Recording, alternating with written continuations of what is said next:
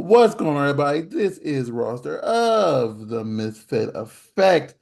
And of course, I'm joined with my wonderful, beautiful, awesome, always a fun and energetic co-host, Miss Sarah Lace. Hey, happy to be back again. So, we're actually filming two podcasts back to back, and this time we've got a sexy MILF adult performer. She is a little bit newer, but I actually was like scouring through her YouTube, so I feel like I know her a little bit. She is also an author, which we will talk about this a little bit more. But I just want to introduce you guys to the gorgeous Jade Greene. Yay. Thank you so much. Some is Jay for all the infidels who don't know who you are. Who are you? Oh my gosh.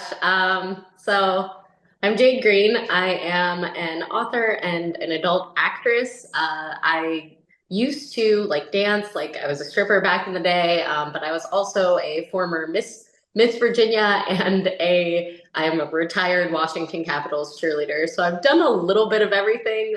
Someone called me a jack of all trades, and I corrected them. I'm like, no, Jane of all trades, one of the ladies of all the things. I did see you also work in finance, so you really are a Jane of all trades. You kind of have like a full like spectrum of work experience going on. Yeah, I really had a crazy 20s experience. So I didn't start doing like OnlyFans until my 30s, until like literally a year ago. And that's what really pushed me more into the adult industry. But it all started actually with like dancing. I just didn't really dance consistently, so I never like I try not to lead with that because I feel like when you tell people you've been a dancer, they assume like that was your whole career. And I was like, no, it was more like my side hustle that like really helped me like in times where for example, I needed to move down from Alaska to Florida. Like that was I'm in Florida now, and I've lived here a little over a year, but I lived up there for a couple of years for finance because all of the jobs up there pay like more than, if not equal to, some of the highest paying cities in the United States. Like it's Ooh. very easy. Yeah, it's very easy I to want to live. make a joke, but is it because no one wants to live in Alaska? Exactly. And that is precisely why they pay you well up there. So I was up there for a while, and the move down here was like I think I spent probably $10,000 in like a month or two to get that move by myself. It was just me when I moved down. And so having stripping, I was insane. I did both accounting and stripping at the same time to be able to make that move. So it was always a backup for when the day job would fail. Okay.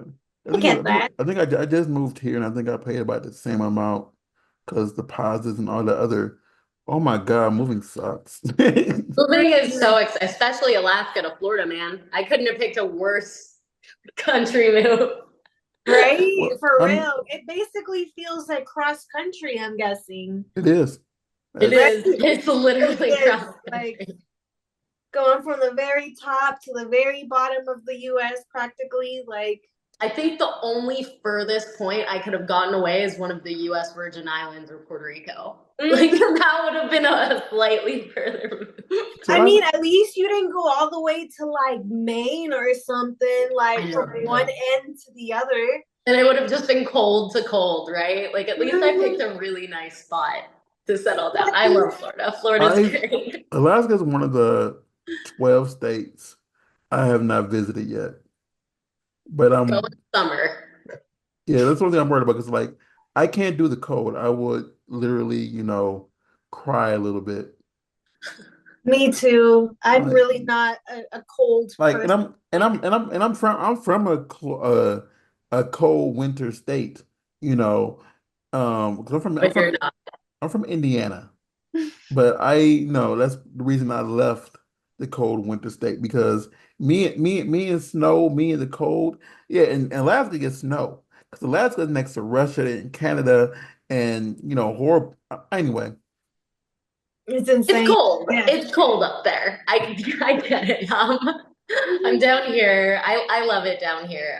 And being here really helped. Like I started my OnlyFans up in Alaska, so naturally coming down to an area where it is really concentrated in OnlyFans. I mean, people would argue that, yeah, sure, LA might be the capital of porn, but Miami is the capital of OnlyFans. Like there are so many creators here and it's crazy. And, some are much better than others. Like, fortunately, whenever Yeah. I collaborate, I require the same TTS or clear testing that porn would.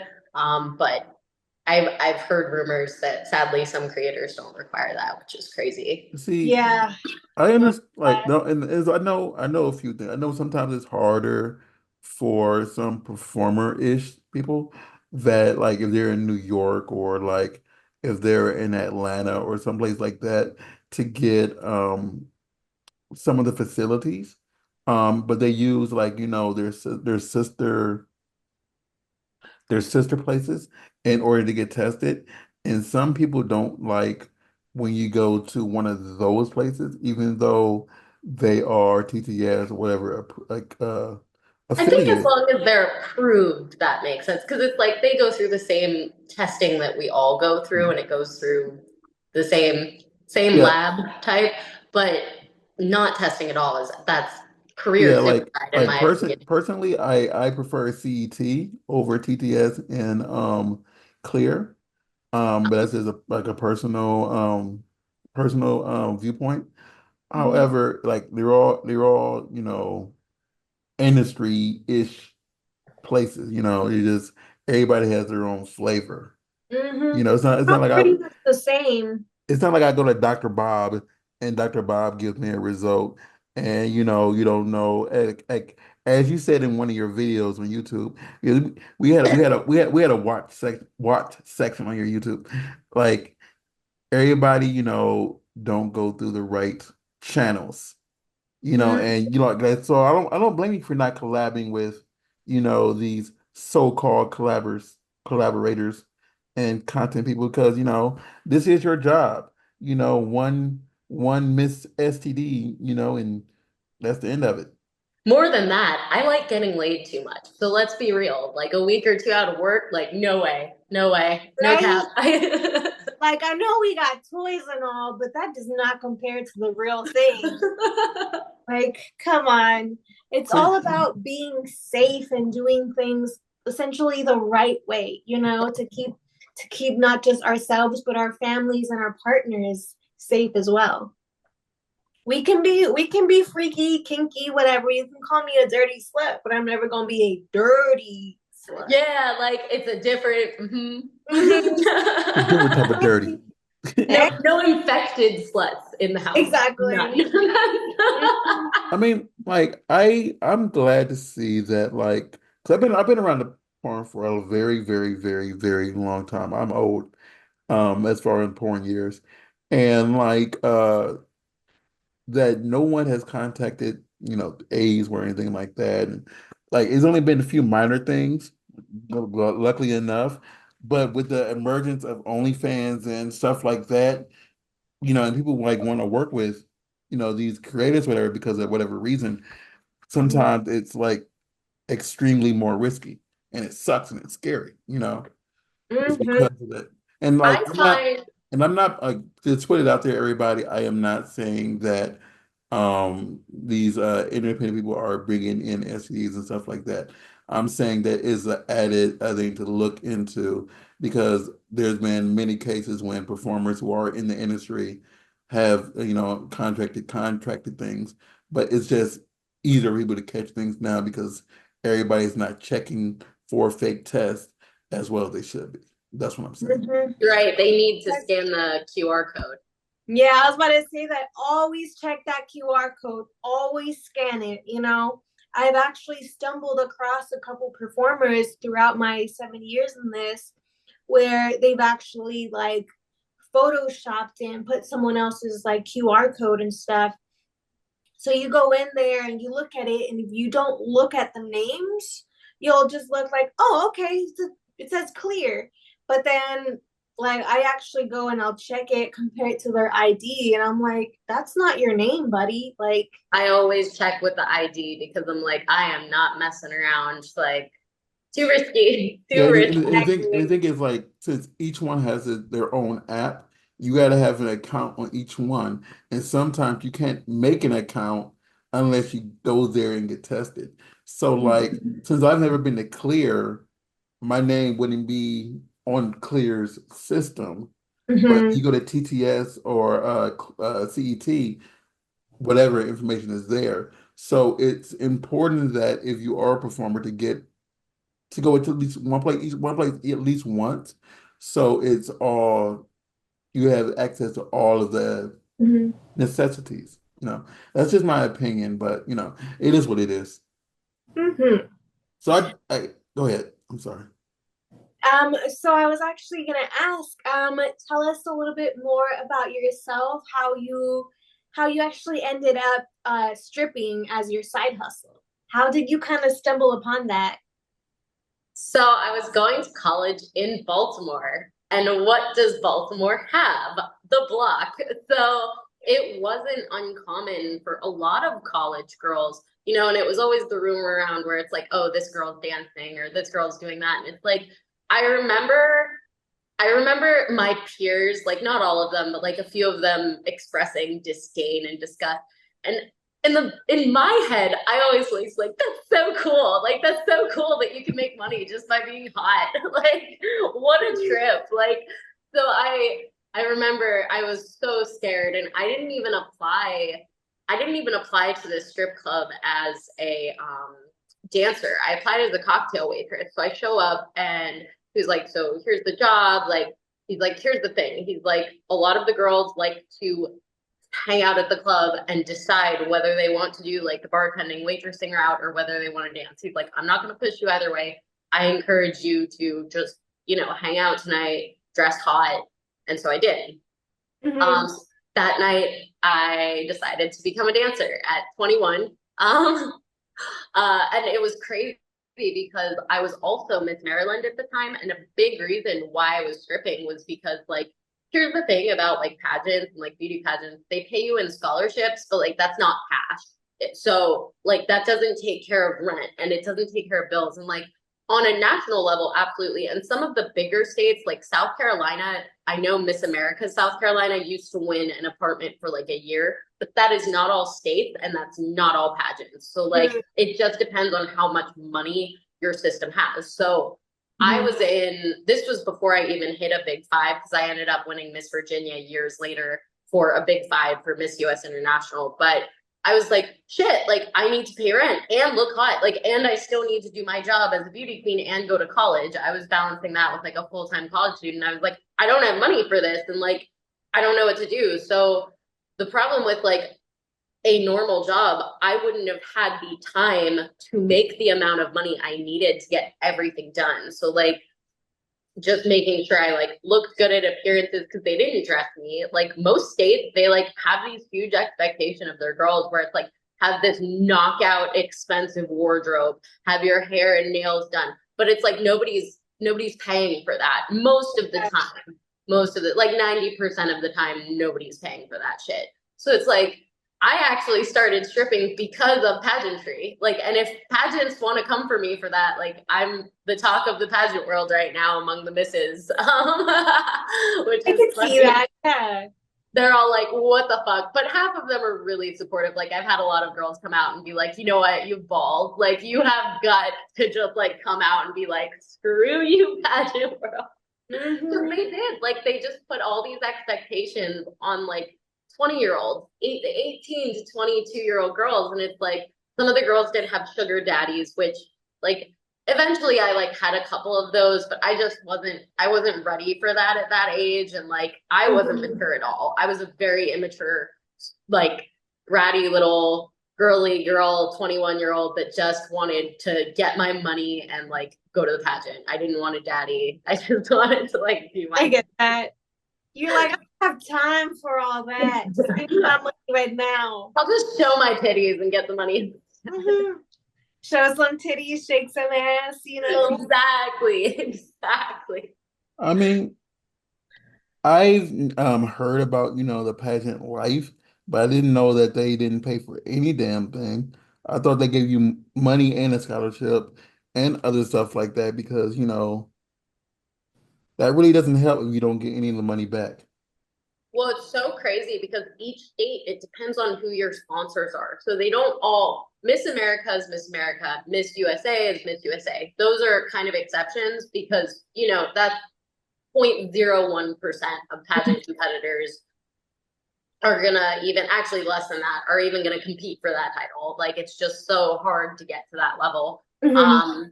And so for states will pay your college and they'll pay for your sort of your wardrobe for nationals. So usually like your prize will come with like the flight, the hotels and stuff, and like maybe a gown. But it's like the swimsuits, like a lot of the national pageants and even state Miss Americas would be like, oh, you have to get this swimsuit, this designer swimsuit, and oh, you have to pay us for it. Like you would have to pay the pageant system That's for insanity. Like it just feels like it sounds like a money grabbing scheme at the end of the day. Well, it's about honestly, like if you didn't win, it was because that's the thing. Like they knew they were putting out this message that anyone could win, even though that was not the case. It was a very elitist community. That's the best word to describe it. Hmm. I So completely strip for money. understand that. Right, exactly. Like trying to break the stigma. Like we can be both smart and beautiful, like Jane of all trades, I like mean, kind of honestly, have a lot of people don't believe that you could be both, and they always try to say that if you are beautiful, whatever, or you look good, whatever, they try to find some type of negative Well, inside of you. they say those type of women are deceptive, that they're fake. That's the Yeah, quickest. And I've gotten that a lot where it's like, oh, she can't be like hot and charitable is the one. Like I love charity work. Actually, I'm getting ready to help with this stupid hurricane coming, and people think that it's like evil and manipulative that I just like to help people. I'm like, no, homie. Like if there were no bills and no capitalism and no like I need money all the time, I'd be in the Peace Corps. I'm a hippie. Like and I do I want to say love that that. we are recording this on October 8th, so it's like a few weeks ago. Be safe out there. I know you're in Florida, and I know a lot of my friends down there are getting very crazy about everything. But be safe down there. I want you to be safe. I don't, yeah, be safe. I should be good. I'm a little Red Crosser, so I was well prepared a couple days ago. I'm good. Yeah, so I know listen, we care about Jade Greene's safety. So I just had to throw that out there. But I do want to bring up one thing since you are here. Tell us about the book. You are an author. We gotta talk about the book. Oh man, so like the book, I really hope it hits home with women because it's like I kind of look, my brand is all about sex, and I look at my porn is mainly for men, but my books are for the ladies. And like I hope that women really identify with it because like it kind of follows a protagonist at a very basic level. You see the ugly, cringy, immature parts of a 21-year-old, but like alongside the fun parts of being 21, like being reckless and careless and not giving an F about how your decision, being selfish, being Yeah. unhinged and selfish. That 21, but they are like they're Like so that is the age to be selfish though, it's like you're trying to come into yourself, figure out who you are as a person, as a grown woman or man or whatever you want to identify as. Like it's that is the age to be essentially making mistakes and picking yourself up and learning from them. So I kind of like that idea. I actually read like I was going through your YouTube and I saw one of the teasers and I was like, oh, okay. I gotta add this to my to-do list. Because I am a huge reader, so I'm always looking for new authors, new romance novels to read. So I I definitely, have extra books. I can send you a couple copies. oh I yes, see. please. Like, yeah, like I'm looking at like, is it just two books that you have out now? Because I know it's one you said that might release on October 1st. I don't know if that was I got sick. I like was so mad. I got sick in the middle of the month in September when I was in between tours. And Mhm. I was not able to live for like a good week. So that Okay. delayed it. Yeah. And then what happened was I was on tour. So like I had no time to even look at my book because I was busy uploading content and doing the things. So it's like it pains me to delay the book more, but it's like I'm establishing my brand in porn and the book's already my third book's already written. Like it's already there. So like Yeah. if I die tomorrow, it's still gonna get out there. Well, My let's sister hope let's knows. hope you don't die Like tomorrow. I won't say that. No, so Let's like not bring that into the universe. Like, I've tried not to stress about it because it's like a lot of authors tend to bog themselves down with the idea that there are deadlines. And it's like when you're working as an indie author for your own publishing company, I don't even have to put it out. I will put it out. I will put it out. But it's one of those things where I'm being very forgiving with myself because I'm working on an entirely different brand geared towards men, which is my porn brand. So I'm Mhm. learning. I'm learning to balance being an author and also being a porn star because they're very conflicting. Like mm, I've noticed the weirdest thing is people expect me to be a lot more like social with my free time, and I'm like, I'm an author. Like, when do you think I write and edit books? Like, exactly. You're like, what free time? The thing there's is, no free time. I think that they just say the social thingy because the fact they want you to like just meet the people, because I think both of y'all are with the same agency, and 'cause you're one on one, right? Yeah, I'm Yes. 101. Okay. Yeah, yeah, both, We yeah, yeah, yeah, yeah, both, we yeah, both are one on one. mm-hmm. So, Sweet. I think they just want you to It's a meet. good agency. Mm-hmm. I think they just want y'all to meet, like, just meet people. So, like, especially since you're new, since you started in 2024, it's just an opportunity for you to just, like say, hey, I'm blah blah, and just to get you in like in the faces of people. I think Mm-hmm. that's what the main thing of it is, and but yeah, so yeah, right. But writing is hard. Yes, it really is. I would say for me, and maybe this is what makes me such a natural author, is like writing's not the hard part for me. It's the editing. It's always the editing. I can write a book in like my record was like 2 weeks. I wrote my second manuscript. I just like went manic for a couple weeks and didn't do anything, and just wrote my book. And so it's really easy for me to write. This one only took a few months, the third one, but editing is a nightmare because essentially you're reading your work like over and over again. You are reading the same book 20 times. It's awful. I have a And then, question. mind you, some people will look at like they will look for the little things, like little misspellings, and be like, "Oh, you fucked up here," and you're just like, "Well, I'm human." Like, whoops. I have a random question, and you might not even consider this. When you're writing, do you focus on a certain writing style, like certain format? I try to so my all three of my books, she is same protagonist, it's a series. So it Okay. follows the same protagonist and the story is told in first person. So like you are in her head, she is or well, yeah, she's telling the story. So I try to make it very like a juxtaposition between her public facing self, especially since none of these books she's probably going to be a porn star, and none of these books she's going to be a stripper, just because it's irrelevant to the story. Like it's irrelevant to the plot that I'm trying to drive home at the end of the book. Mm-hmm. Yeah. It's unreal. They're just they're side quests. If I want to put them in there, I can put them in there, but I don't need them in there to complete my story. Yeah. But with that, I like having her kind of bounce between this like public facing, very polished, uh, opportunistic, even like self, but then also with this very private, like she does have a very sincere side to her where she wants to make a difference in the world. And I think we all have that. Like that was the whole point of like these book series is that like you can be a total freak in bed and have a very active, deep, profound mind at the same time. Like you can have a relative die and still want to bang the next week, like, and feel better about life because you just had sex with someone you had a great connection with. Like I think people try to like gussy up and fluff up sex, and as an author, I'm like, no, no, no, no, no. We're gonna make this awkward, but it's still gonna feel good. Like because that's Oh, how I it love like, that. I think because like the thing is everybody sees sex as so taboo, you know, yeah, like it's it's such an American thing though. Like Europeans are not like that. You go to Prague and like Netherlands, it's an American thing.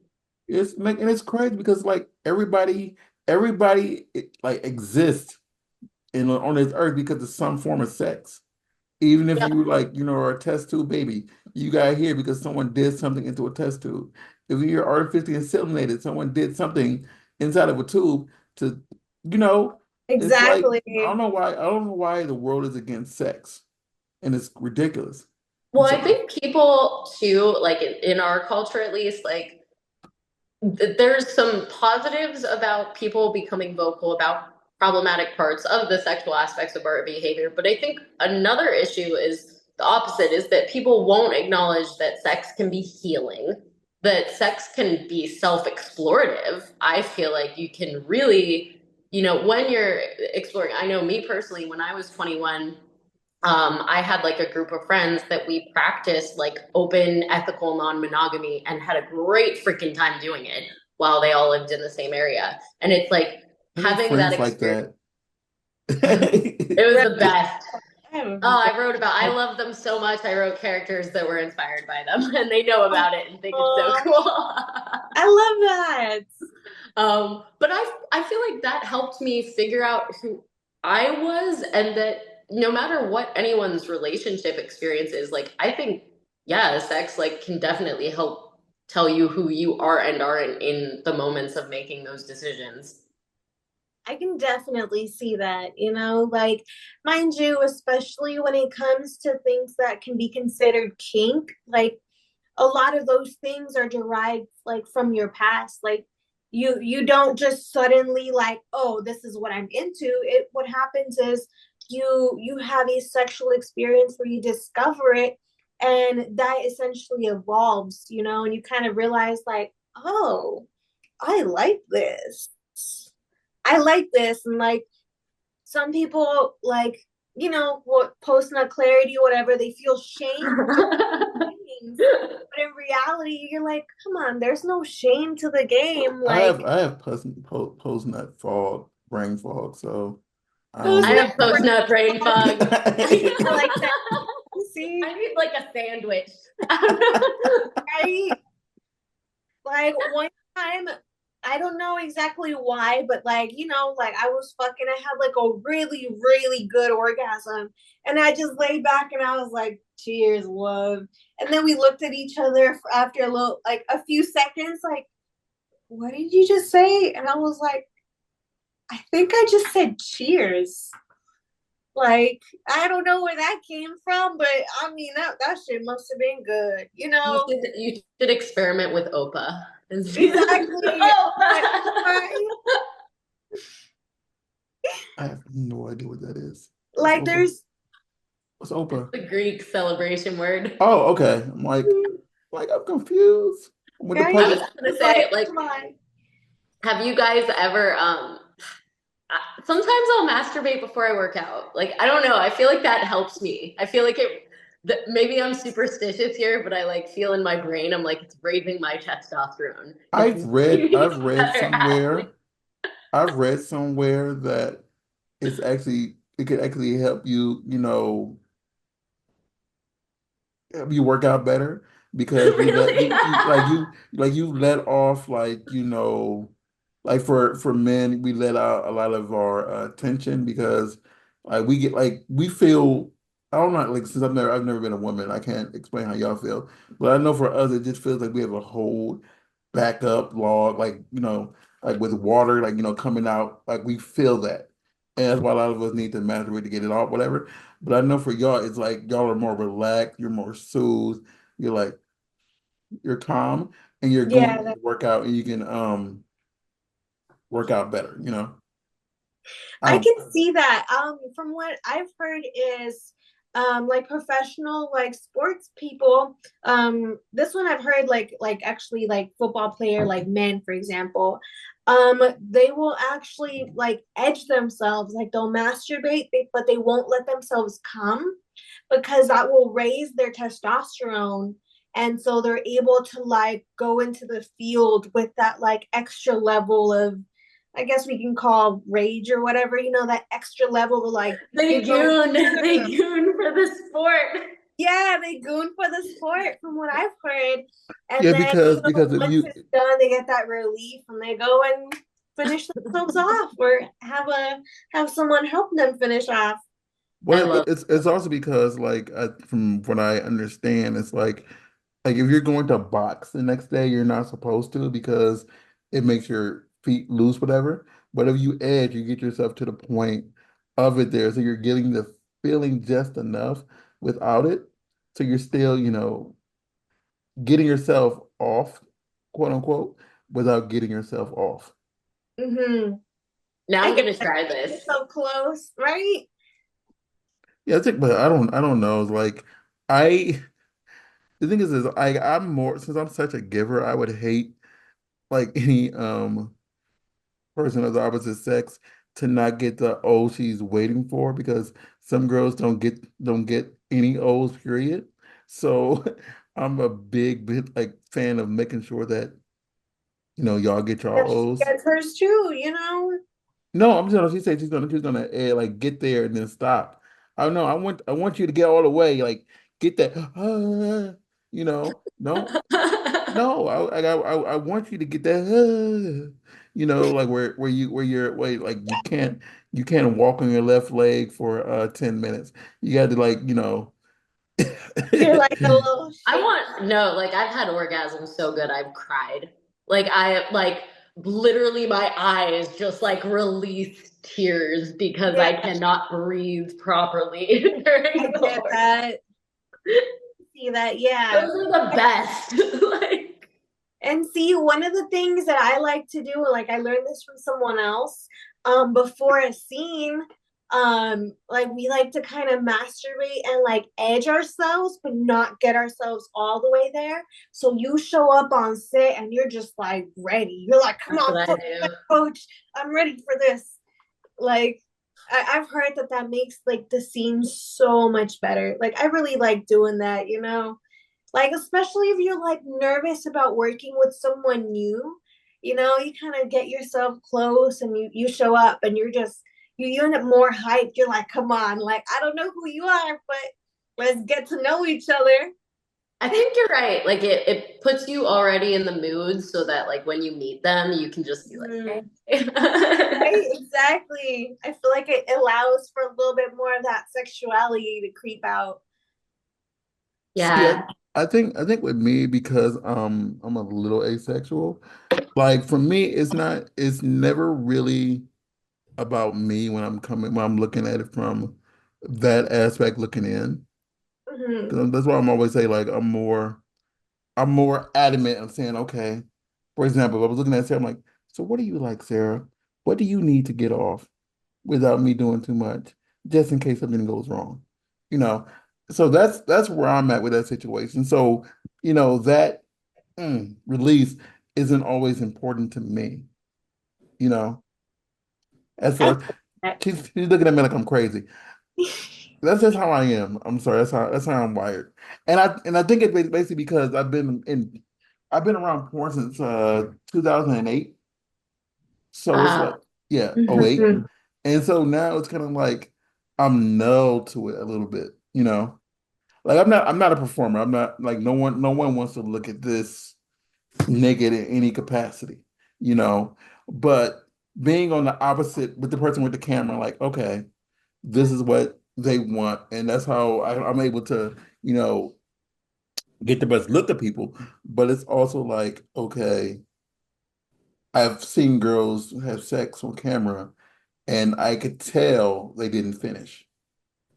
And I can't say that in front of the other talent because it's kind of like it's disrespectful to them to say she didn't Like, even come. right, like damn, you didn't even let her come. I actually had this conversation with a producer about he wanted to know, well, it wasn't him, it was like one of his assistants that was like helping him direct, kind of that Mhm. designated to. He asked me like if I had a like higher pitched like baby voice. Like I was like, no, that's not what I do. I was like, I'm a cheerleader, so I will yell, I will I will project very loudly, but like the pitch of voice, like I'm not saying that. I was like, also like my real orgasms, like if you've watched my porn, like I'm like, oh fuck, like this loud like cheerleader scream, like rah, rah, like, Okay. and it's not like the highest pitch thing, but like that's how you can tell they're real. Like they're not. I'm not trying to sound pretty. I'm trying to like feel my kegels out. That's squeezing on the dude's dick, you Exactly. know. I do feel like I get higher pitched, but like I feel like You before. do the like shriek. I've heard girls shriek, like and that's real. I've heard the like the opera shriek is the opposite real. Oh, I don't do like a full opera streak, but I do feel like my voice gets a little higher, like when I'm closer, you know? But I Yeah. noticed like before I actually started like doing porn, I like my moans and my like orgasms like were really quiet. Like I was just a really quiet person. So some people would like unless you knew how I came, people wouldn't like know. Like you would feel my shaking, but they'd be like, "Did you fake it?" And I'm like, "No, that one was real."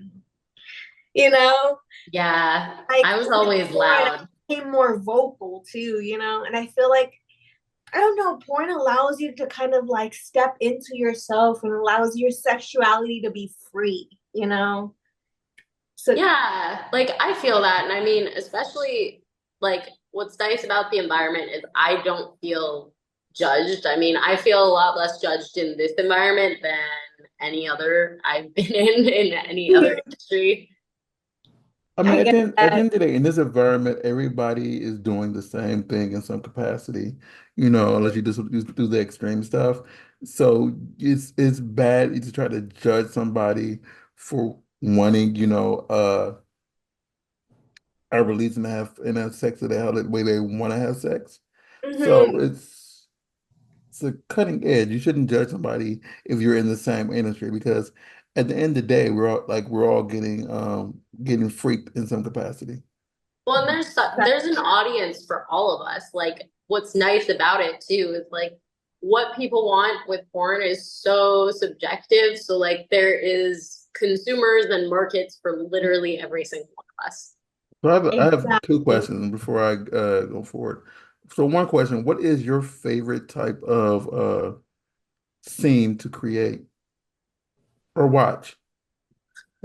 I love making the swap. It's just so great. There's it's the perfect number of male to female ratio, and you get variety, but it's not too much variety. So I love the swap. You love swapping? Oh, I love it. Those Ooh, are my favorite, I think. that's hot. So do you like both? Like you're bisexual then? Yeah, and very much evenly. Like I would not say I date or am more romantically attracted to either. So in Florida, I do tend to date more women and like I don't hook up with men here, really. But that's because it's Miami and this is a very terrifying place to I get that. There's lots of hot women to enjoy yourself with out there. Yeah, yeah, and I have a ton of porn guys, so like that's the nice thing about porn is that it gets me laid. I don't really have to go seeking. Right? Exactly. It comes to you. It's And it almost makes like a me delivery money. Like service. what? It's almost like a delivery service, but like you're getting paid too, you know, like I'm glad you said delivery service. Dick delivery. oh, come on, deliver Oh that my pipe. God. So on that same token, then so I asked a lot of people this, especially in their first year. And this could be anybody, it could be male, female, TS, whatever you want, whatever your figure.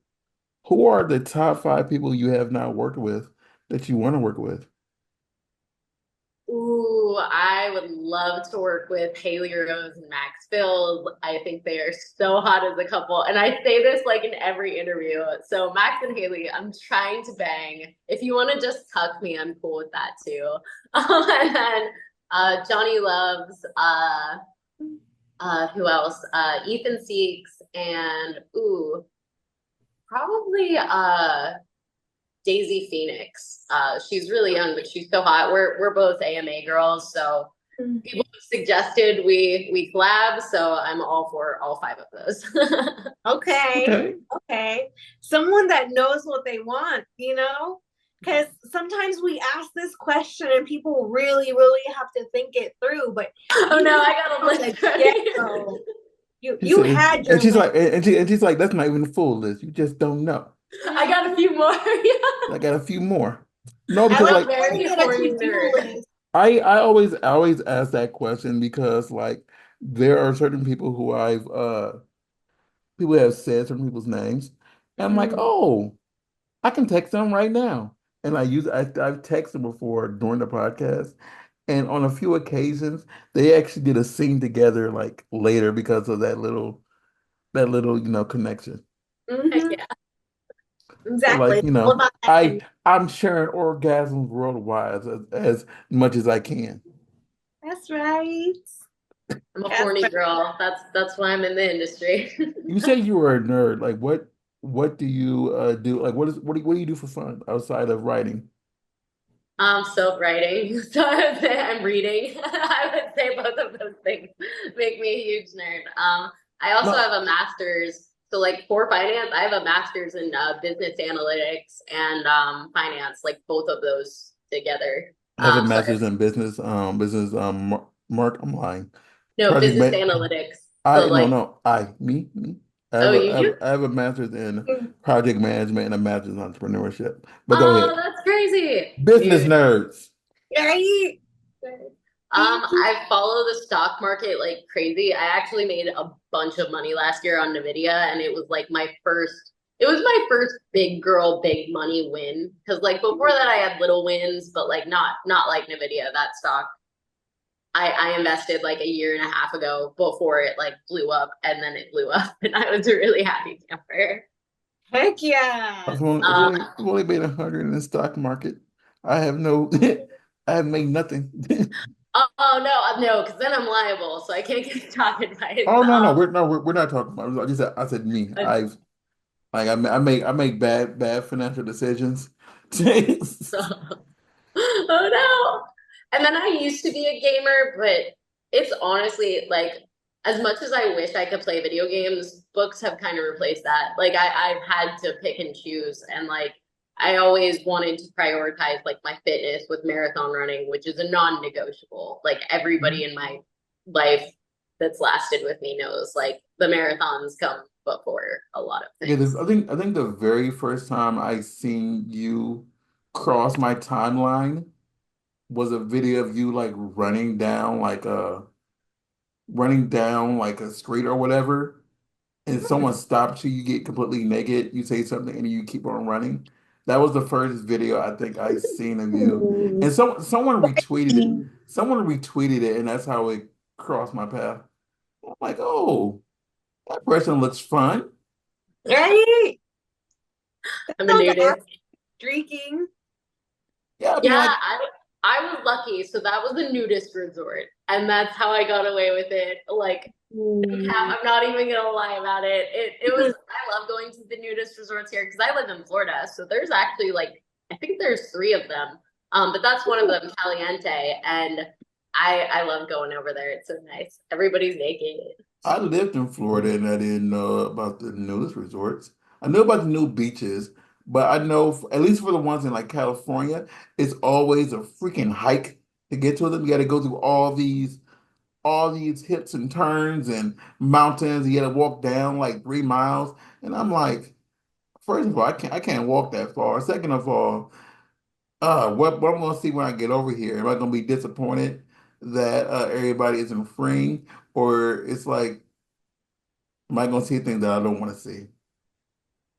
You have to remember that the nudist community is not the same as the swinger and porn community. So Probably the latter, just because like, they're not so focused on that. Like a lot of people in the nudist community tend to be older and like, they're That's what I retired. meant.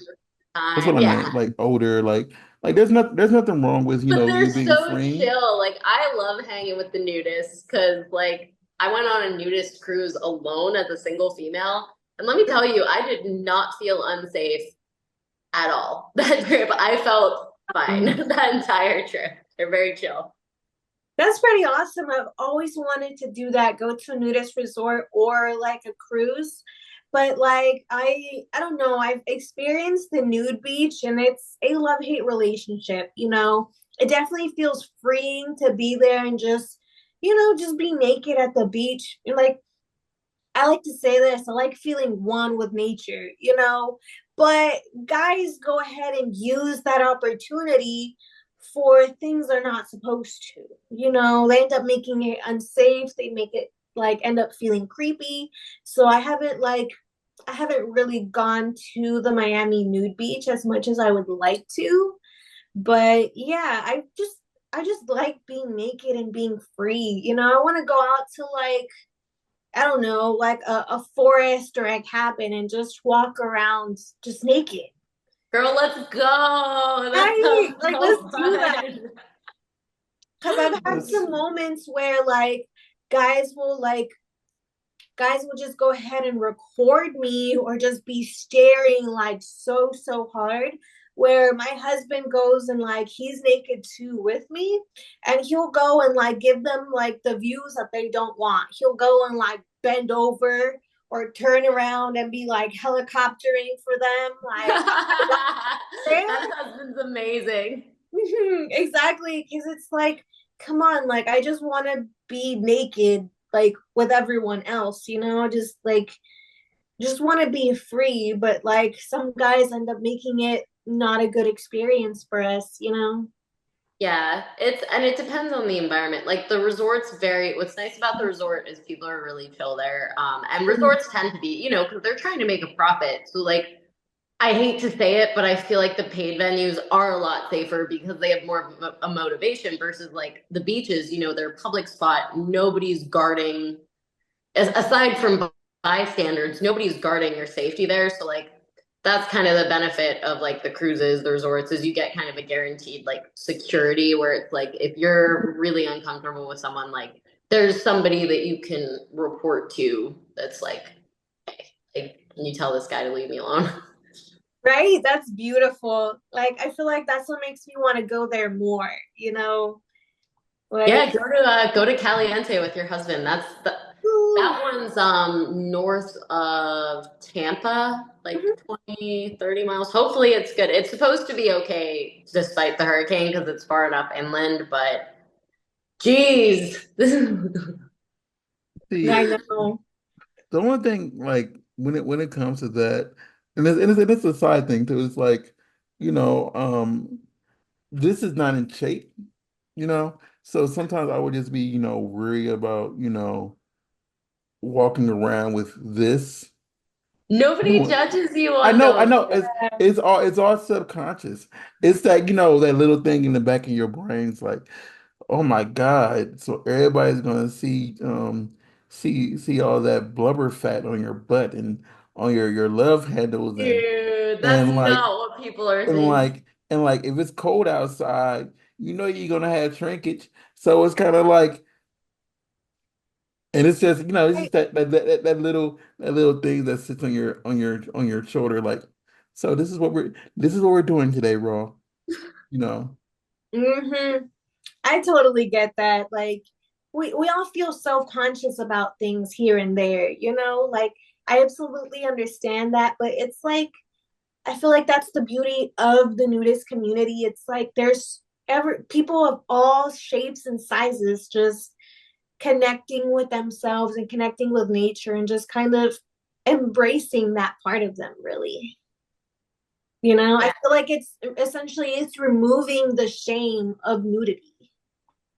Yeah, I mean, I liked it particularly like especially when we went to the beaches. Like the nudist beach the cruise went to was really chill, and it was like a totally private area. So of course, like public didn't have access, and like it just was really chill to like be able to like yeah sip on a strawberry daiquiri on the beach, totally in the buff with your girlfriends, and not have a worry in the world. Like I made a couple of friends on the trip, and we just like hung out in Honduras naked, listen to the birds. Like this is so chill. And No, I also feel like being naked allows you to like to Ground. actually like be naked like with your emotions and with yourself, like I feel like you kind of like let out that part of you too, where you really feel like you're not hiding yourself.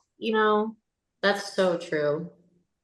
I think one big thing also that's in the back of my brain is like, for example, if people are at my house, like I just had a pool party the other day, and it was two people in particular that were just, free and open to, get naked and just walk back and forth to the pool. Um, so, I'm used to people being around me that I know naked. It's just the fact that it's people I don't know. So See it's just that? that stranger aspect, not stranger danger like they're going to like come out in front of me and surround me and point, laugh, and click, and Oh my God, no. say, so this is the Raw Star. Okay. No, Mhm. it's just I don't it's just my braining negatively. Mhm. Exactly. It's all about pushing past those essentially fears and negativity you have within yourself and just accepting who you are. You just got to accept yourself in all that glory, okay? I Sarah put knows what she's talking I put about. it I put it I put it like this, Jade. Okay, like there was a time in this my household where there was just a shirt party. So Hmm. everybody was only wearing shirts and nothing else. They were just Winnie the Poohing around the house. Yes, Yes. And exactly. it took them a good few hours it is in my house. This is in my house, mind you. It took them forever to get me to join in. And I'm like, and then I finally did it. They were like, yeah. And I'm like, We're like, yeah, no pants party. and it took them for like, and it's just that How did subconscious it part of it. feel? How did it feel though? I Did it was, I feel good? was, it was still subconscious because on one end, because I'm around nudity so much, I knew I controlled myself to not get, erect, whatever. But it's Mhm. the simple fact that the thoughts are still in my head. I'm still a straight male. So it's like it's still there. And so it's just like one side of my brain is that self-control of don't get hard. And the other side is like, oh, this is cool. But the thing is if no I if not will if say, like, that's a thing in the naturist community. Because, yeah, like getting hard, I don't know, it's not a big deal, but I could totally see it like misinterpreted by women that aren't swingers, but in the nudist community. Because they're different. They are different. They're like an overlapping circle. So there's yeah. some people that are both, but then like they're different Because like swingers. like for me it's like I always want people who are in my presence to feel safe, secure, whatever. And a lot of them do. Usually all of them do. But even when I'm recording people having sex, whatever, I controlled myself enough to not get hard. And it's only happened in two of the 16 years, well, two times in my 16 years of doing it, to be recording porn or taking pictures of porn, whatever. And it's just like, no, take back, I'm lying, three times of my entire time is doing it, whatever. So it's like, yeah, I don't know, just That self-awareness, I feel like, is important for and because sure. and because it's made me so timid around anything. Like I don't even like touching people if they're naked. It's like unless I'm about to be intimate with them, it's like I don't even want to. You know? Even just to adjust a strap like on my bikini, he's like, may I touch your person, and his hands go up like this, like I'm not touching, but can I Like, like can I? just move that real quick? And then he'll go and just use the two fingers and just be like putting it back in place. And I'm like, come on, like just go ahead and just move it, like stuff like that. But I'm like, you don't have to be like that shy. But I personally think it's really cute. I love that. I love that he's No, so eh, considerate. it's just a thing for me. So, what do you have coming up that we should be looking forward to? Like, like, have you recorded something that all your fans should be like, you know, knocking down doors looking for? Oh my gosh. Well, I just put out a new collab today with Major Rome, and he wrecked my pussy. Hold up. Rome Major or Bro Major? major. Rome Major, sorry. Oh, like a Major Rome. That's a new person. Sorry, Rome Major. And he like totally wrecked my pussy, so I'm really excited to put that on. I get But I that. have a bunch of I just went on my second tour, so I have a new scene that just came out with hot100rocks.com and then Porn Dude. Um, I am really excited because Porn Dude is the craziest thing I've done. The guy put like my male talent put his dick in a pocket pussy and somehow managed to get both in my pussy. So I feel like that's probably going to be the greatest shoot I've done thus far. Okay. Okay. So it He was got it like, open wide. yeah, I love that. That sounds cool as fuck. I haven't tried that yet. That sounds really hot. And like, it feels like it fill you up a little more too. But I've only been asked to do like hand jobs and stuff with a pocket pussy and just be doing that. And I'm like, can I put my mouth on it too? Go just Or something, like let me play with it a little more than just my hands. Like that sounds hot though. Like getting it's like just double like filled. It's basically you're getting double filled. double stuffed Puerto Mm, Rican, right? double stuffed. Exactly.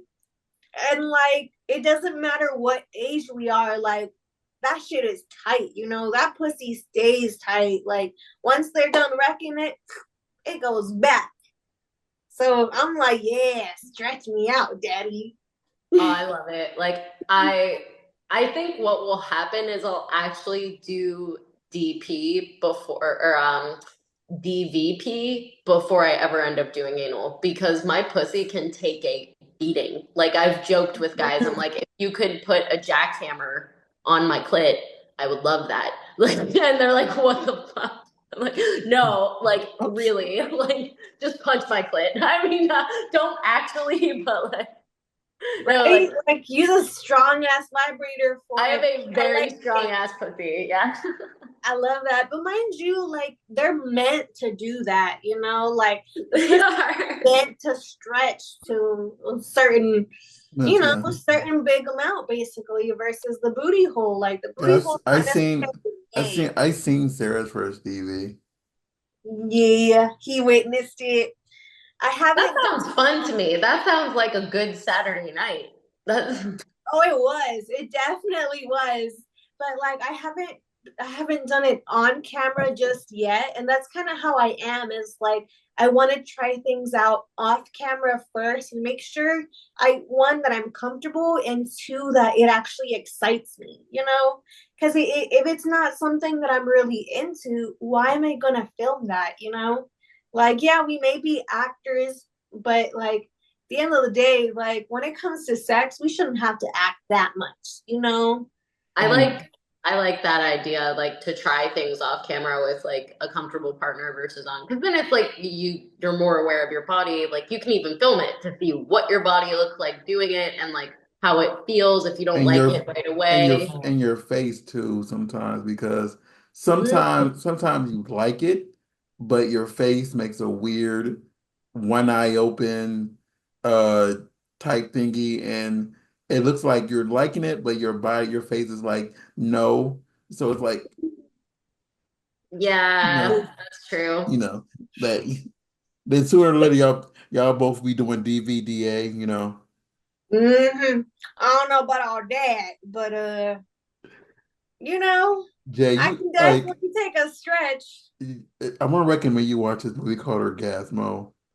And in the Okay. movie, like halfway through, more than halfway through, the lady is talking about she's been in how long she's been in porn, and what she does now is DVDA. And because the movie is about this person who's a Mormon, and he stops at a place where they're filming a feature length porn movie, and he knocks on the door, which is interrupts whatever, and the director was like, "I like your look," and he makes him a porn star. And but the thing is, he's the actor, and then he has a stunt cock come in and has sex with the person while he just walks away. But he's the face, whatever. Mhm. It was made by Tony Parker and it's Tony Parker, but Roy the creators of South Park, whatever their That's names is. funny. But Yeah, it's it called is Orgasmo, hilarious. and even though Ron Jeremy is whatever, but he's in it too. Mhm. So So I'll be it's honest, it was genuinely like a funny movie. Like I hadn't heard of it, and then he sent me a link to like just a little clip of it, and I'm like, I have to watch that. I it's have to. it's really stupid, but it's really hilarious. Mhm. And that's where I know the term DVDA from. That's me as a high schooler learning about so many dicks going into so many holes. Yeah, And you know, it didn't like even include her mouth, and like that's another ordinary hole. You know, mhm. Exactly. Get all them holes filled. Come on, why not? it's a lot of dicks though. Yeah, that's so That's true. that's a lot of dicks. I That's can handle it. we're I talking about still haven't done it on camera. I haven't done any of that. we're talking about Jade can handle it because Jade has the one. We got to see like how much like she keep talking about how much her vagina can handle, I could and do DVP as of now, but like I'm holding it off for similar. Like I want to make sure. But Exactly. It's better to hold off on doing that because the way that I think about it is like there's only so much that you can do like sexually, you know. So if you kind of release all of that within the first year, it's like where yeah, do you go up from there, you know? yeah, but So I like always try to tell people don't do anal your first year, you know, like let them get to know you, like, you know, let them get to know your mouth, your pussy, like stuff like that, whatever kinks and fetish things you do as well. Like they're like have that slow build up, almost like a book, you know, you're not gonna have sex day one, like you're not gonna yeah. go and like put all that like right up on the spot because it's like, all right, at the end of the book, how can I spice this up even more if I already gave it all up?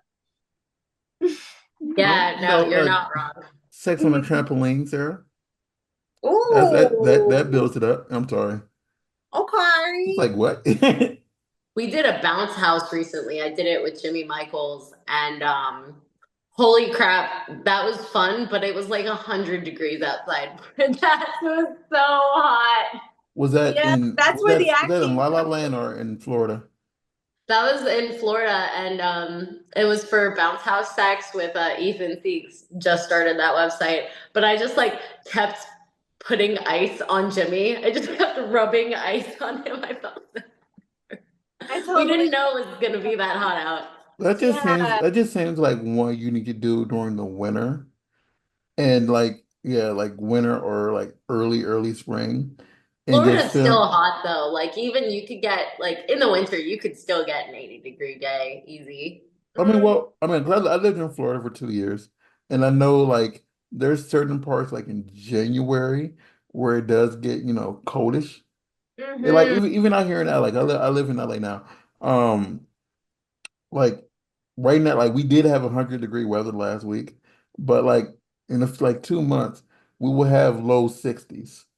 So it's a prime time to like film like every day, like for those Mm, like those 3 weeks, and then just put one out like every other, you know, just spread it out because Yeah. yeah. just being in there sometimes is very like heat strokey, heat strokey. Mhm. Mind you, for like professional companies, some of them film like, for example, 6 months in advance.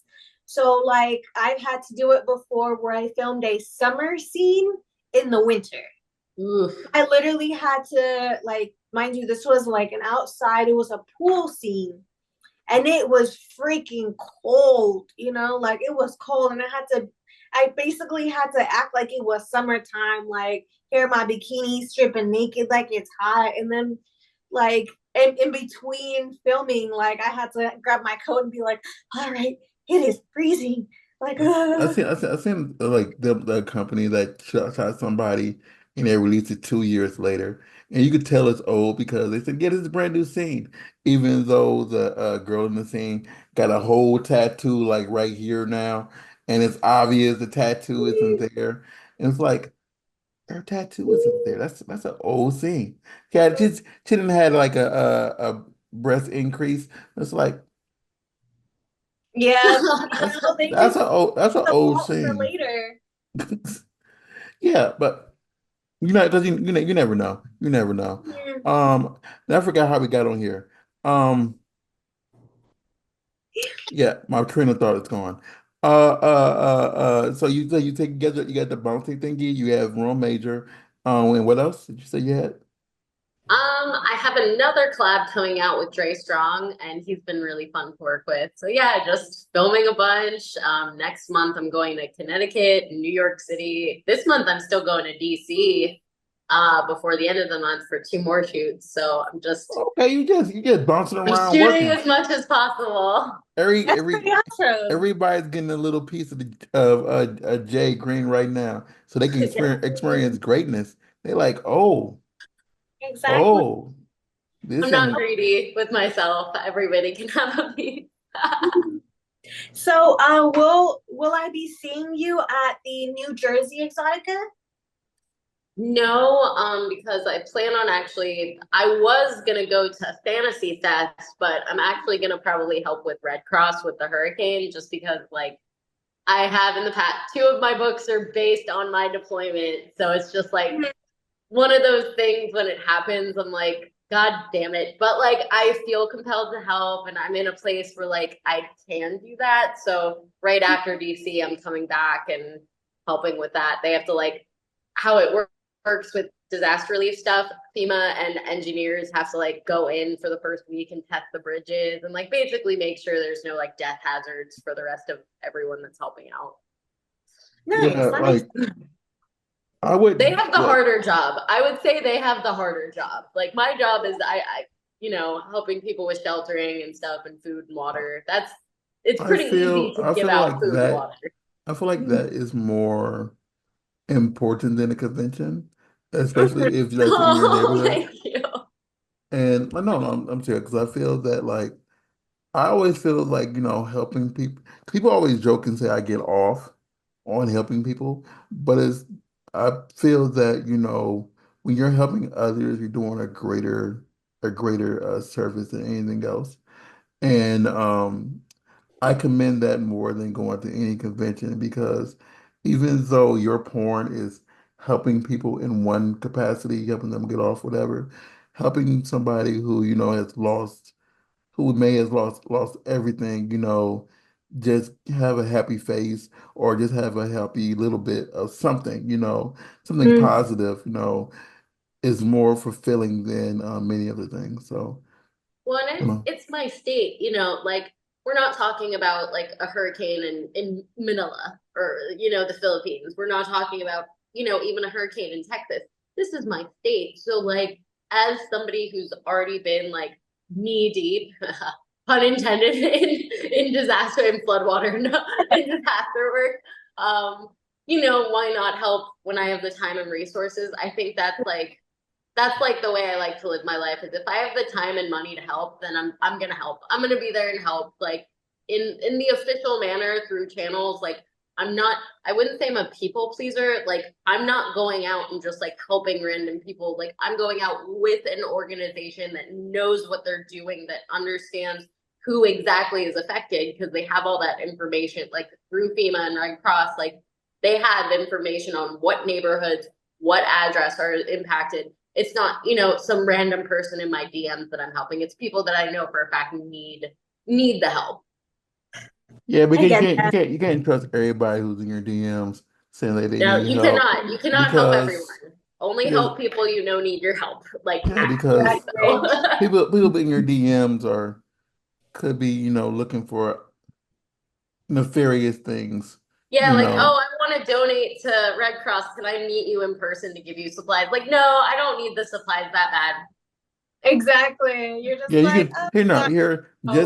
just go to this website Yeah, just and go to this website and donate. and donate, and make sure your canned goods aren't You know, I always hear that, canned goods don't expire, but please try to keep fresh canned goods because, if you would look at this canned good and wouldn't eat it because if it says expired, someone else might think the same thing. So Exactly. even though I know they'll appreciate it and some people still might eat it, be mindful of what you give and what you donate because Mhm.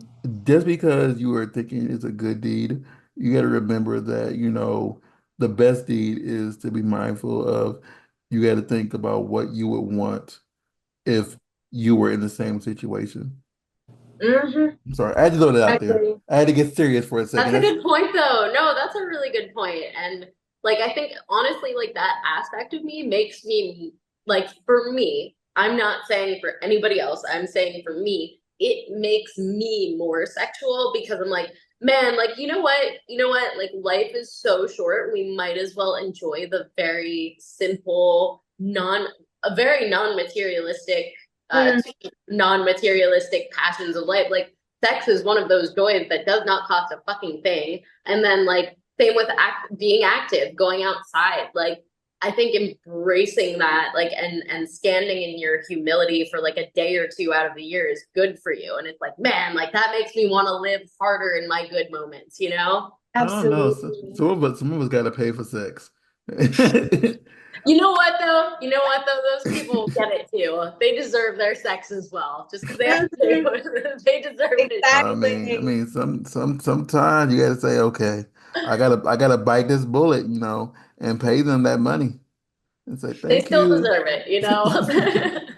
And say thank you. Fair trade, fair market. Mhm. And mind you, like I was actually born and raised in Texas, so I actually know a lot about hurricanes. So one of the things that I always recommend to people is like I personally don't do this. Like I don't buy a bulk of canned food in one sitting. What I like to do is actually, every time you're grocery shopping, go ahead and get a few extra items. Yeah. I go get 5 extra cans, and just always have your pantry stocked. I try to tell people have about 3 months worth. That sounds like a lot, but have about 3 months worth of like canned That's goods smart. and like water. That one you kind of should wait for, but I tell people have that big 5 gallon, maybe have 2 or 3 of those. Don't fill them up until it's actually about time for hurricane season to come in, and then that way you're not rushing to the stores to try to buy everything. That way Yeah, you don't that's like I just felt the text her with something you just said. Because she knows that I keep at least like 3, 4, 5 cases of water at that's my smart house. though. No, but she just said, don't go out and buy water. Well, this is like, because mind you, right before hurricanes or during hurricanes, when they're about to hit, they overcharge for them. For Yeah, they example, always do. I was actually driving down this recent hurricane. I drove down to Florida, and Oh, during Helene? yeah, Jeez. I stopped at a gas station somewhere, and a just a regular 24 pack of water was freaking it was like 12 $15. And I was like, gosh dang it, like why are you price gouging when people really need this? Water is supposed to be free. Yeah, low key, like water's supposed to be free. But the thing is, like, I have dealt with situations where we like mind you, I went through Hurricane Katrina, so we were running low on water, like we had the boil advisory and stuff like that. So we were running low on fresh water, and luckily our neighbors had extras. But it's like, like, those single mothers out there and stuff, they can't afford that expensive ass water and like those expensive things. So it's just like after a while, like the regular things that we need to survive end up kind of costing like luxury prices. And it's like, damn, they really price gouging just because It's they know terrible. they can, Yes. so it's always good to have that stuff ahead of time. I think disasters too, like they bring out people's real, like everybody talks about money and people's characters. I disagree. I think disasters bring out people's real characters because Absolutely. the people who are, helping and stuff, like, you know what? You can tell they want to be a part of the community. Like, regardless of their other character traits, at the end of the day, they want to be there. They want to be a part of the community and they want to at least like make a difference. But then you get these total jackasses that are out there, like, you know, causing shit, like robbing places. And it's like, that really sucks. Like, especially if a store is open and there is a cashier whose job is just to like sit there during the freaking storm. It's like, leave the poor cashier alone. Exactly. Don't be robbing no stores. Like, oh my God. Like, And or worse, what taking kills me? resources, like fighting What over resources in the stores, like fighting over freaking toilet paper. It's embarrassing. It's really Yeah. embarrassing when people start doing that shit. what kills me is that some people who do that, they don't pick like, the stores that like are big, whatever. They pick the small, independent, stores that like are like struggling to be alive, and they It's rob them. awful. It's like, don't rob anybody, but especially don't rob a Jacob's hardware store, and Jacob is just like someone from down the street, but you're stealing all of his stuff and he's gonna be in a worse situation. Exactly. Like that person is a part of our community. Those small mom and pop shops, like I hate watching when those guys get robbed because you're like, some of them can't really afford that insurance in the first place, and you're already taking more from them.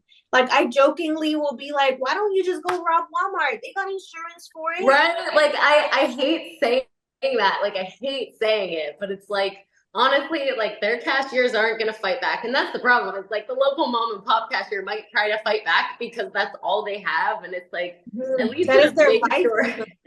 Yeah, at least at a big store, nobody's coming after you. Like you can literally walk in and out of there. I mean, don't do it, but Yeah, exactly. Like you don't have to hurt anyone at least when mhm. you're doing that.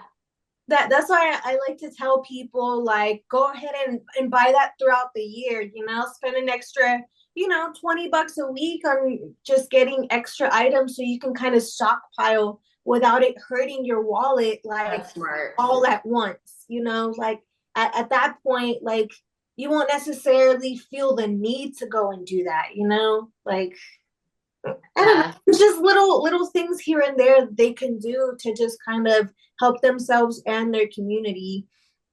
And mind you, Prepared. I kind of make it sound casual this way, but growing up, we would throw hurricane parties. I They don't know still if do you heard of, that.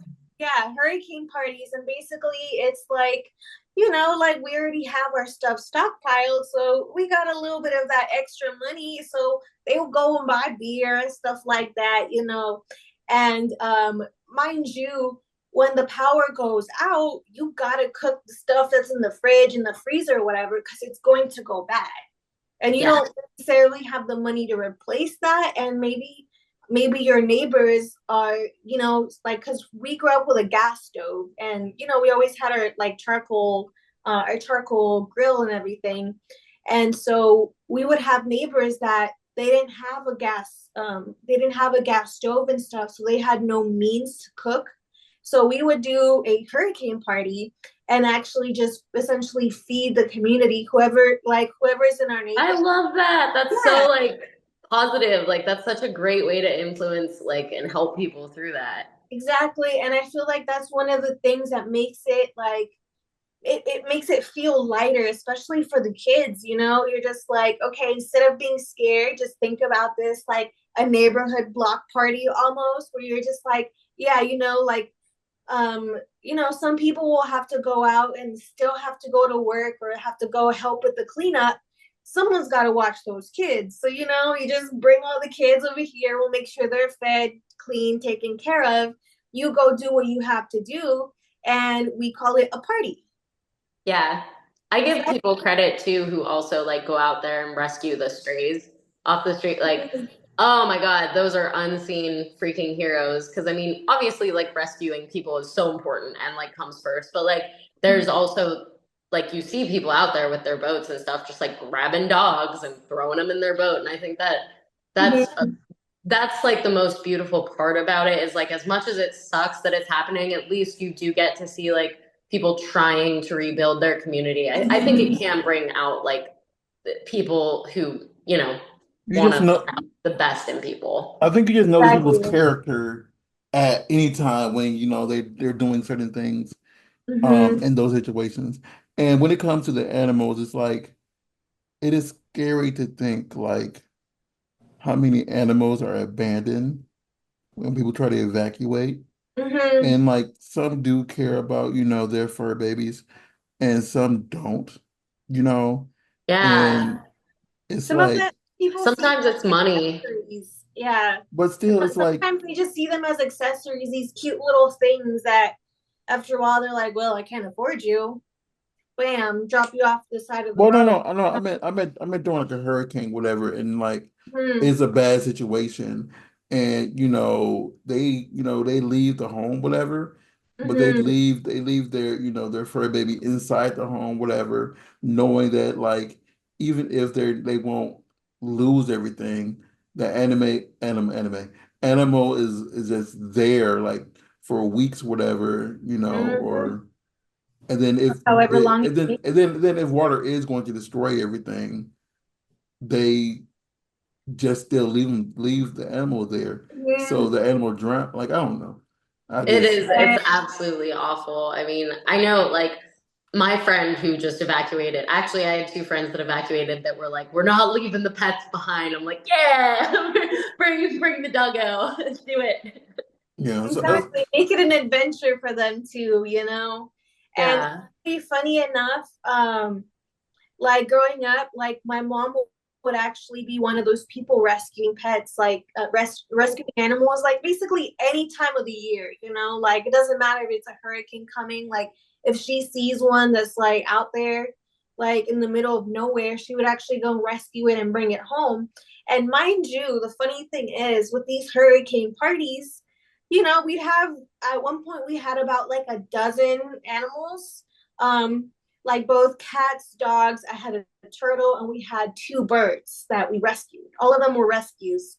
And, the kids would be coming by, to play around, and they'd end up playing with these animals, taking care of them, like kind of, just having fun. And we'd be like kind of pushing them, like when the parents came back, be like, hey, you need a new pet? Like we got some, like they need a new home.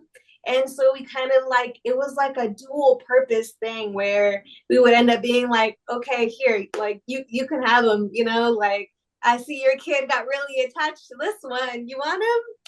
Oh, that's so dope to like grow up in basically like a mini animal shelter, practically. Exactly. It kind of Mom felt sounds like like the a goat. zoo after a while. When we did get the two birds, I think they were like parakeets. They were actually a couple. They didn't leave each other basically. One of them had a broken wing, and my mom ended up being able to she ended up being able to grab them and like take care of them, nurse them back to health.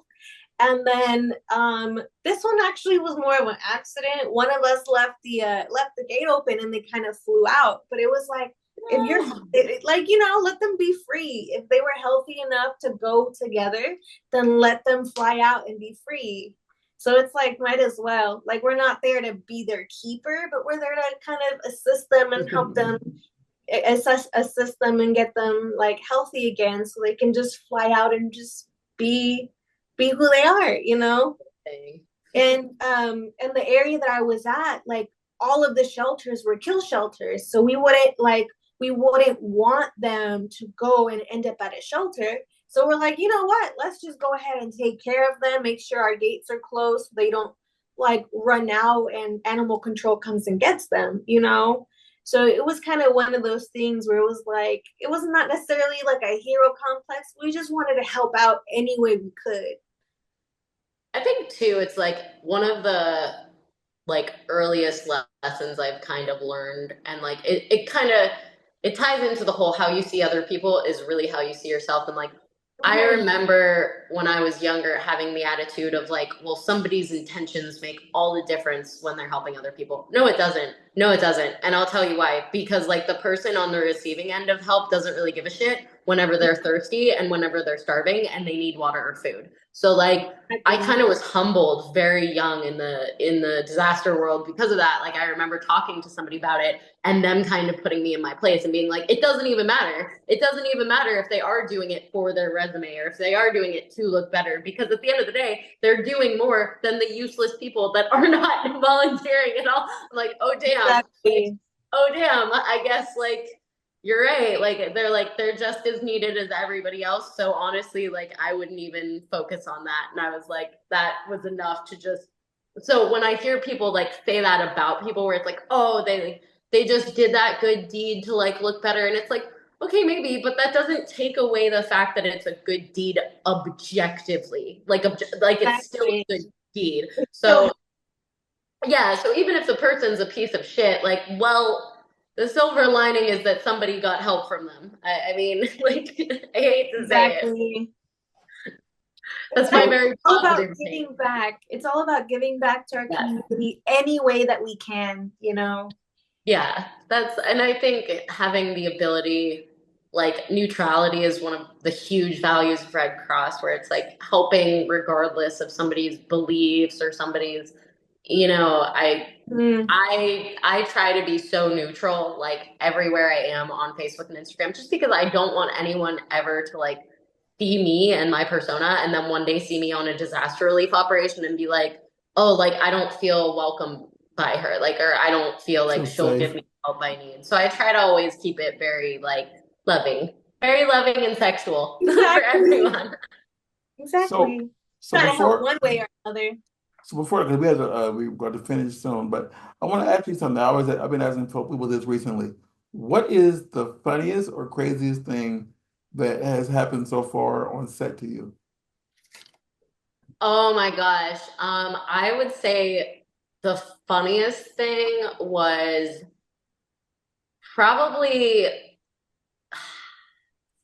I feel like this is tied between two moments, so I'm gonna pick a better one. Oh, you can pick both.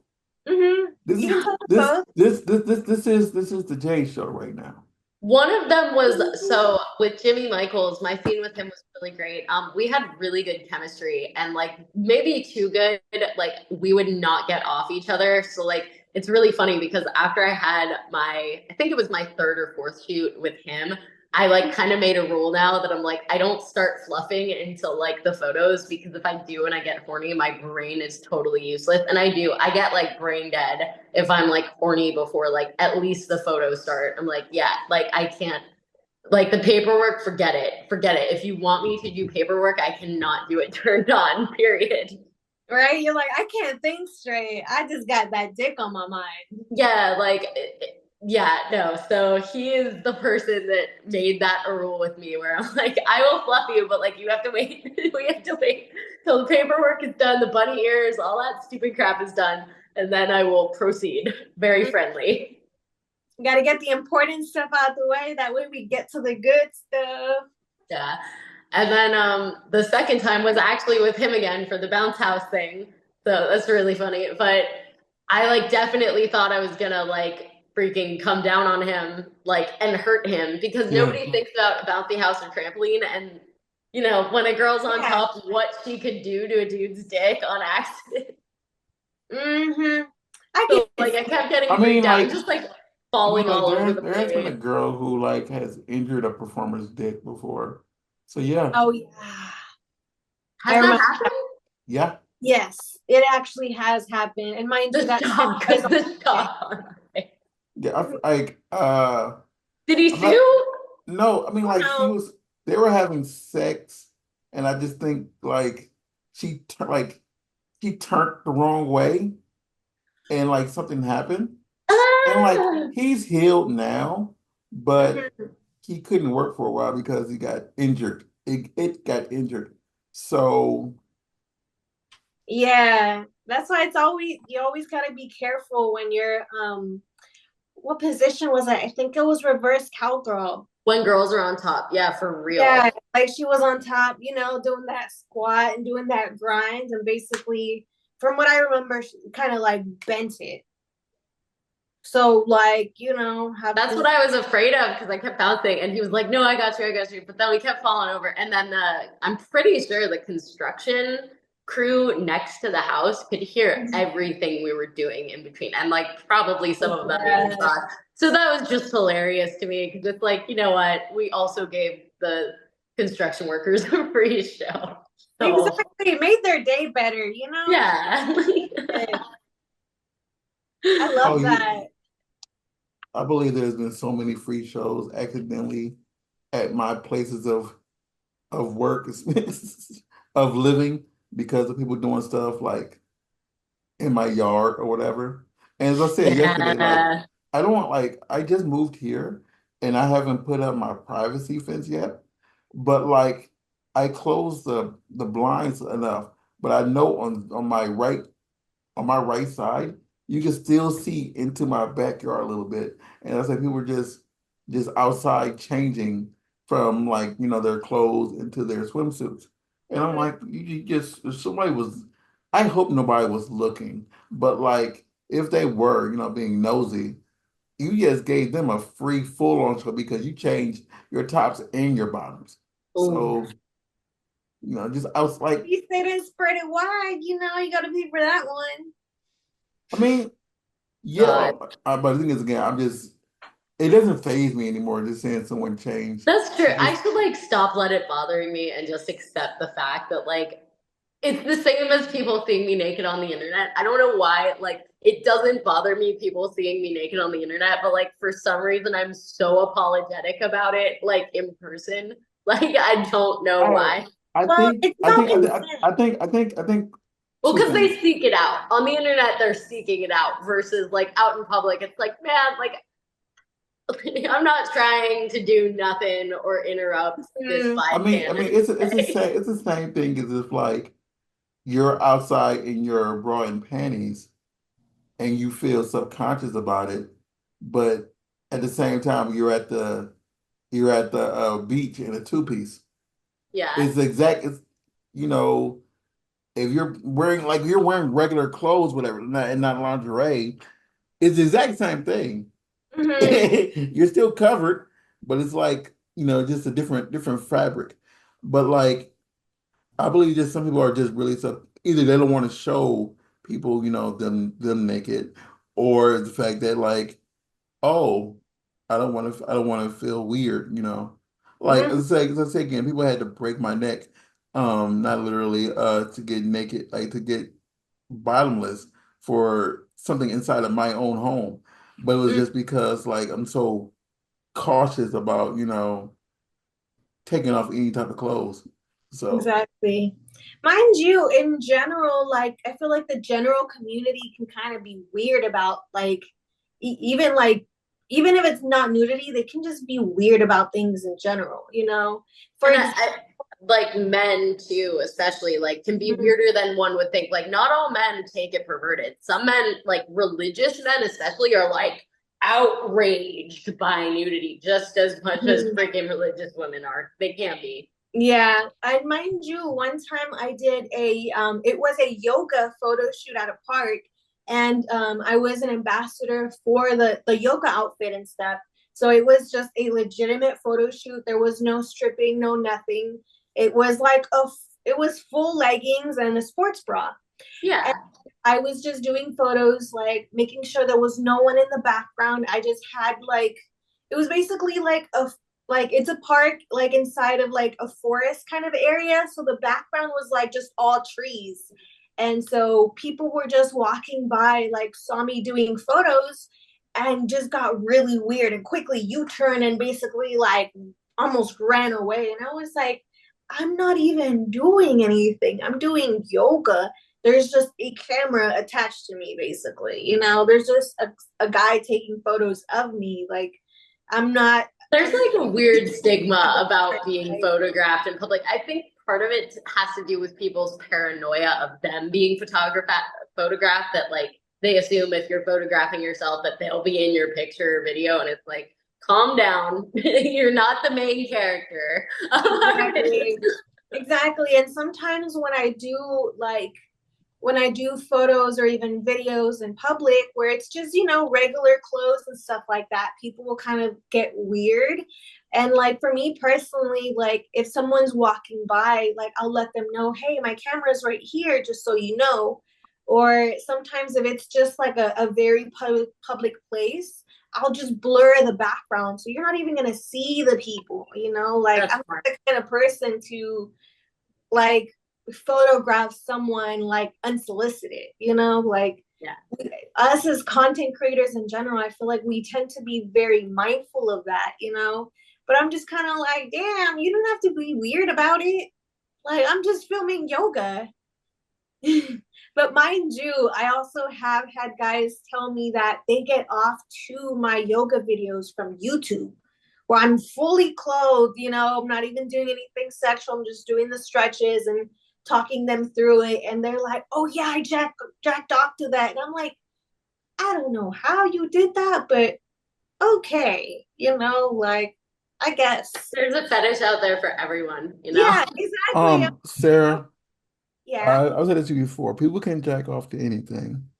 People Yes. people can see you fully clothed, with an eye patch on, a scar over that eye. Your lip could be bloody. My God. Your People eye, like even balloon popping is your a eye. Oh, fetish. I've done that before. Yeah. That's a fetish. Mhm. Jade, there was one like I don't kink shame. I just don't understand some of these kinks sometimes. Mhm. And like it was one that someone told me that they had to do, and the person requested the young lady grab, like, you can make the farting sound with your under, like the Yeah. someone, that's all they wanted. They wanted the girl fully clothed and just for the entire video. And I forgot how long they wanted the video for, but it was like I don't get it, but okay. Mhm. That's different. Like There's certain that's things just different to I me. don't understand.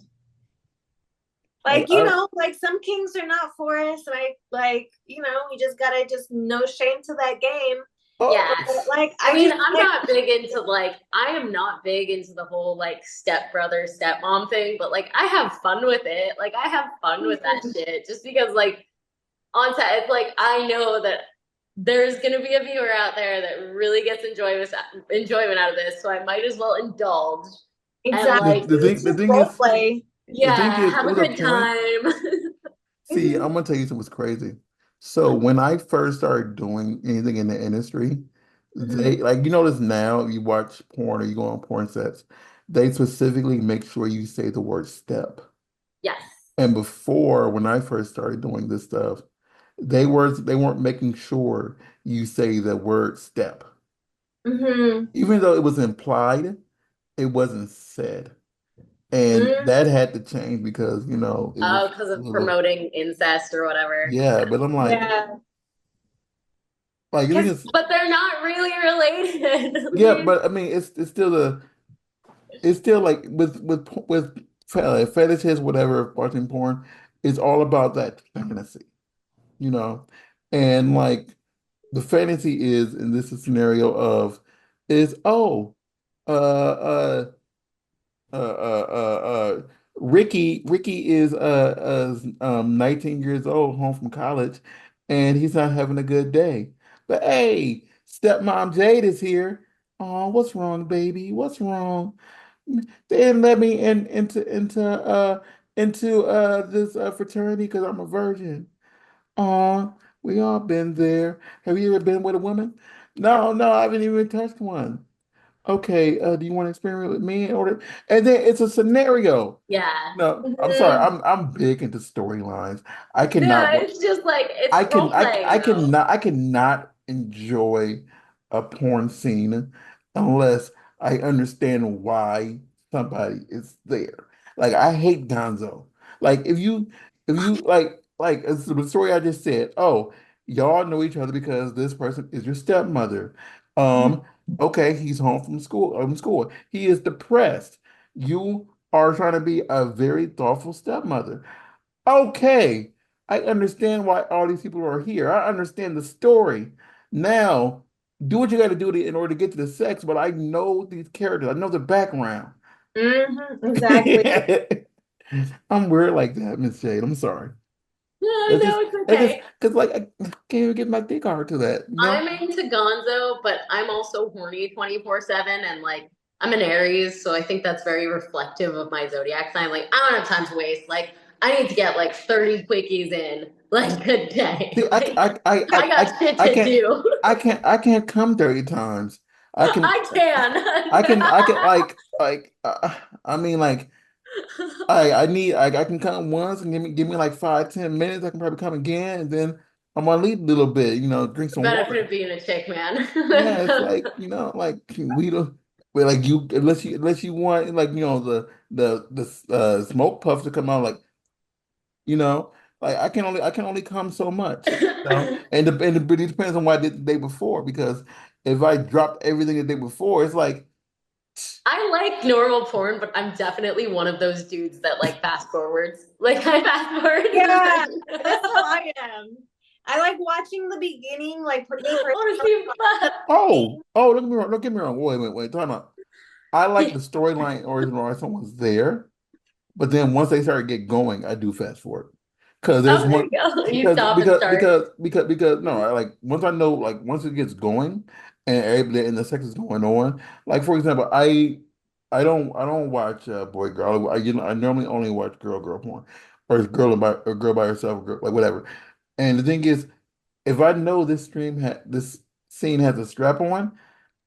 I would, fast forward to that point, and then start watching after I get the why, and exchange Jimmy for uh for Lucy, and I'm in there, but that's just how my brain that's just how everything works in this crazy messed up brain that I have. Definitely a production side person. Like that Yeah, totally comes through. and You're that's why we do describing my the scene. no, You're honestly. setting the stage for everything here. For No, the thing is like this is why everybody talks about the quote unquote box, like the no box that I have in my house, because I have like because everybody comes in here and shoots, and sometimes I get the outfits for them so they can record their scenes, whatever.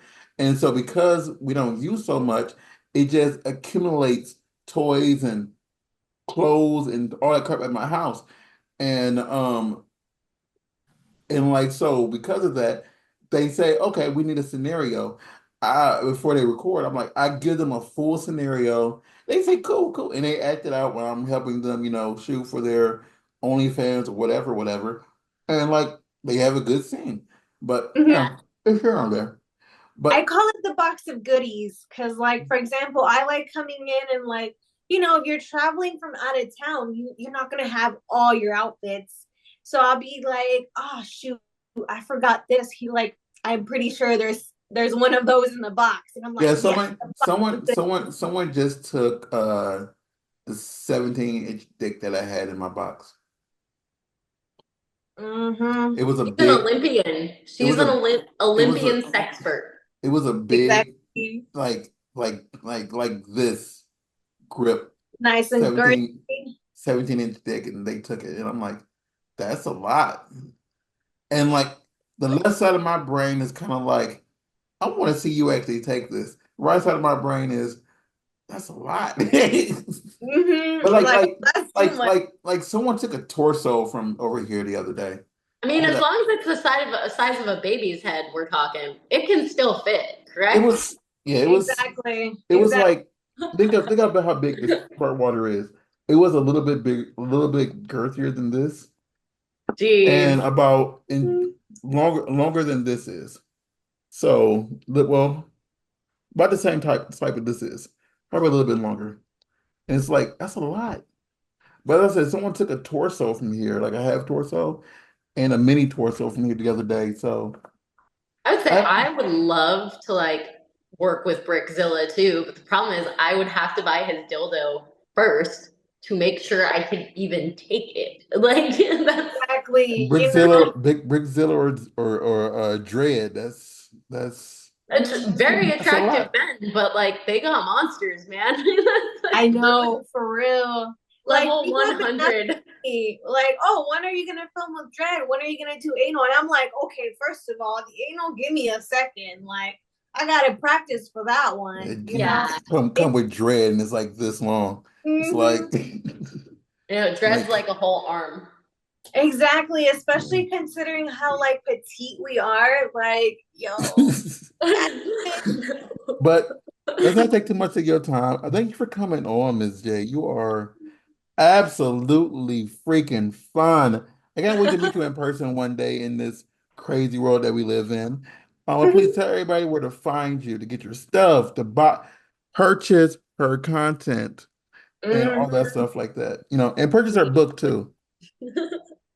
Yeah, so you can find me on Twitter at Jade Greene Books, Jade Green, Greene Books. And on my Twitter, you can find like I still say Twitter. I'm not gonna say X. I refuse to say That's X. how I am. I'm not saying X. On my Twitter, I have a link me that shows all of my links, my spicy links, my book links also. So you can just click that link and it'll direct you all my other pages. Okay, Miss Sarah Lays, where can they find you? You guys can find me on iamsarahLace.com. All of my links and my social medias will be on there.